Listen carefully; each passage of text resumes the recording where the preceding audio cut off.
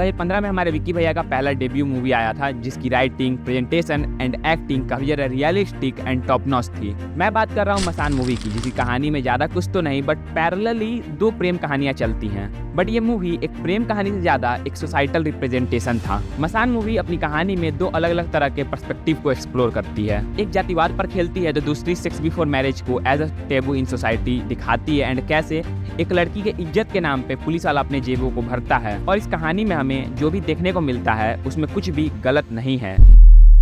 जैसे ये कहानी हमारे समाज को दिखाती है, जैसे लोगों के सोच को दिखाती है, वो एक्चुअल में हमें हमारे घरों में भी देखने को मिलती है। और इस कहानी में हमें जो भी कुछ देखने को मिलता है वो 1% भी गलत नहीं है। जिस तरह से चीज़ों को दिखाया जाता है, जिस तरह से समाज को दिखाया जाता है, वो हमारे अराउंड है एंड वो हमें हमेशा देखने को मिलता है। ये कहानी जब स्टार्ट होती है ना तो एक अंदर धुक धुक बनाए रखती है, मतलब आपको हमेशा धक धक धक कुछ होते रहता है। लाइक जैसे अगर आप ओवर थिंकिंग एंजाइटी का शिकार हो ना, लाइक आप कभी ओवर थिंक करते हो या फिर आप हमेशा एंक्सियस रहते हो ना, तो आपकी लाइफ भी कुछ ऐसी हमेशा आपको धक धक लगा रहता है। एंड उसी तरह जब इस कहानी को देखते हो तो आपको एक दुख दुख अंदर लगा रहता है कि भाई कुछ बुरा ना हो जाए। ये मूवी स्टार्ट से लेकर एंड तक एक कांस्टेंट डर बनाए रखती है, कांस्टेंट फियर में रखती है कि कुछ गलत ना हो जाए। जस्ट लाइक अगर आप ओवर थिंकिंग या फिर एंग्जियस रहते हो ना हमेशा, तो आपको एक हमेशा कांस्टेंट फियर रहता है लाइफ को लेकर कि भाई कुछ गड़बड़ ना हो जाए, समथिंग वेंट रॉन्ग वाली फीलिंग हमेशा रहती है। एंड ये मूवी उसी चीज़ पर खेलती है एंड आपको कांस्टेंट फियर में डाले रखती है। लाइक अगर आपने कॉलेज रोमांस या फिर कॉलेज के अराउंड कुछ प्रेम कहानी या फिर लव स्टोरीज देखी हैं, कहानियाँ देखी है, एडवेंचरस हो या फिर लव वाली,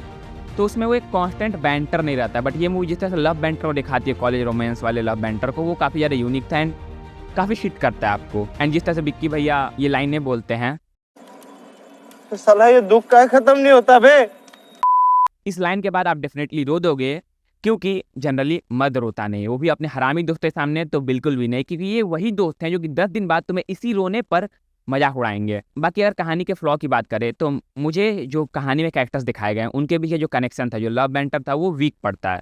अगर आप पहले प्यार में पड़ चुके हो, आपका ब्रेकअप हो चुका है या फिर वो आपको छोड़े जा चुकी है, या फिर अगर आपने पहले लव में हो, समथिंग लाइक दैट आपके जीवन में हो चुका है, तो आप इस कहानी से ज़्यादा रिलेट कर पाओगे एज कम्पेयर टू दोस्त जो कभी प्यार में पड़े ही नहीं है। एंड यहीं पे ये कहानी वीक पड़ जाती है उनके लिए जिनका पहला प्यार हुआ ही नहीं है अभी तक, जो अभी पहले प्यार में अपने पड़े नहीं हैं। एंड उनको जब ये कहानी दिखाते हैं, इतने इनफ्लक्चुएटिंग सिचुएशन को आप प्यार का नाम दे देते हो तो थोड़ा सा अटपटा सा लगता है। लाइक जिस तरह से उनके कहानी को दिखाया गया, लव एंगल को दिखाया गया चारों कैरेक्टर्स के, वो इनफ्लक्चुएशन ज़्यादा लग रहा था मोर देन लव। ये मेरा पर्सनल थॉट है, क्योंकि आपको रोना तभी आता है जब विक्की भैया हमारे रोते हैं। ऐसे आपको कहानी में रोना नहीं आता है, कहानी आपको एक धक धक में तो रखती है, बट ऐसा नहीं होता कि आप अपने अंदर से आपको रोना आ जाए, ऐसा नहीं होता है। जब विक्की भैया रोते हैं तब आपको रोना आता है, क्योंकि वहाँ पे आपको कुछ अजीब सा हिट करता है जो कि मैं एक्सप्लेन नहीं कर सकता। जब आप मूवी देखे होगे या फिर देखोगे ना, तभी आपको फील हो सकता है वो। खैर, मैंने इस मूवी को रिलीज के 10 साल बाद देखा एंड आई फील कि ऐसी कहानियाँ और बॉलीवुड या फिर इंडियन सिनेमाज में बननी चाहिए जो जीवन के सच को दिखाए।